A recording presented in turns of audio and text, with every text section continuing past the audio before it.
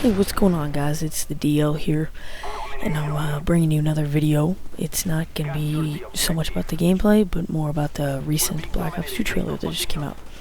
And I gotta say, this trailer looks absolutely badass. I just got 100 times more excited for Black Ops 2 than I already was. And I'm not going to be doing a trailer breakdown. I'm just going to be talking about some of the key points. So right off the bat, we see the same kind of thing that Modern Warfare 3 multiplayer trailer did, which was throw like a holographic class loadout screen, or class loadout display on the screen. And what this is showing is what the guy's class loadout is, and it's interesting what it shows. It shows, these boxes filled with pictures of a gun and its attachments, and then another gun with its attachments, and then it shows 3 perks, and each box is different sizes, so you can kind of match them up and say, oh, those are the 2 things that, like, the 2 gun slots are the 2 biggest, and you can just tell those are where the gun goes. And the perk slots, there's 6 of them, and you can tell that they're all perk slots just because they're the same size, and nothing else is the same size and has different things allocated to it. So the guy only has 3 perks, but he has the opportunity to have 6. And what Treyarch is implying here, they haven't come out and said it, but it has been rumored for a little while now that the creator class is not going to be cookie cutter anymore. And what I mean by that is, you're not going to go to creative class and have primary, secondary attachments, 3 perks, and your attachments and stuff like that. You're gonna be able to mix and match whatever you want. That's what they're implying here, okay? Because later on in the trailer, you'll see that the guy doesn't have a primary weapon. He just has a secondary with a tack knife, and I think he has more perks. I'm not sure. I forget about that part, but I'm pretty sure he has more perks instead of just 3. So what Treyarch is looking like they're doing is having you go up to click on the create class screen, and they're pretty much giving you an empty canvas or blank canvas, and you have 10 points to spend any way you want.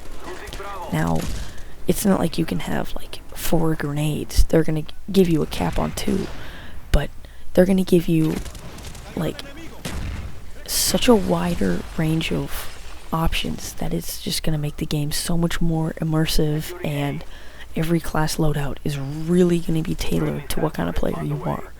If you're running gun, if you're, camper and stuff like that. So hopefully they're able to balance it out so it's not just heavy to one, you can't just like overload on one type of gameplay. So that looks like that was to me one of my favorite part of the whole trailer, even though there's a whole lot of action and stuff. So the trailer continues, and it shows a guy throwing these knives that have these shock charges on the end of them, and what they do is they stick in the ground, and they look like they could stick in a player because they have 4-inch knives on the end of them. But it's kind of like you throw it and it hits the ground and it shocks the person near them, and it didn't show the player's view, but it definitely slowed them down. We don't know yet if it impairs their vision or it just slows them down. But that looked like a pretty cool attachment. And then there was and then on the first gun the guy had was select fire, and select fire means you can either choose between single fire, 3-round burst, or fully automatic. And this is something that Call of Duty players have been wanting for a really long time now, and now that they finally put it in, it's a great move for Call of Duty. I mean, something small, but when you finally put something in that players have been wanting, and it just shows that they're listening, and that's a good thing. So then there's they just show some more action sequences, and then there's this red dot sight that is kind of like an X-ray scope, and it's not so much where like the whole you just see through everything. Imagine the tiny square of a red dot sight, and then only if a player is within the square of the red dot sight is it X-ray, and it's not just like perfectly X-ray. It's just kind of a light outline of the person. So if that's I think that's kind of to reduce the camping. You know what I mean? If some guy's been kind of staying in 2 to 3 spots the whole game and it's gotten you a couple times, you could get that attachment on there and hunt him down pretty easily. So I think that's a pretty cool attachment. Hopefully they can balance it out without having to be obviously too powerful. And it shows a bunch of new weapons, and they had a bolt action rifle without a scope on it.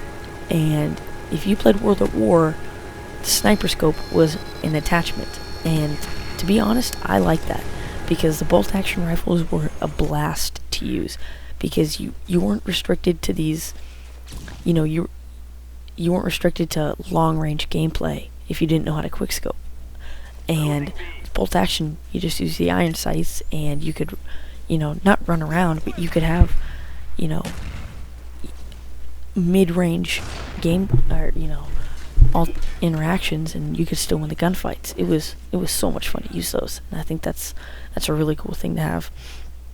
And then they showed that they brought riot shields back, which I thought was pretty cool. And the riot shields seem like they're deployable in the ground, so they kind of like stick in the ground.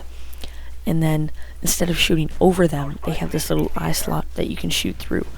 And that's another thing that I think is just a great addition to the game. I don't see it being too overpowered, and I don't see it being, useless. So that looks great. And then they showed a bunch of kill streaks. They showed the claw and how powerful that is. They showed this one kill streak. It looked like a kill streak that was like 40 drones swarming the air, and then one of them just nosedives and blows up next to this guy and kills him.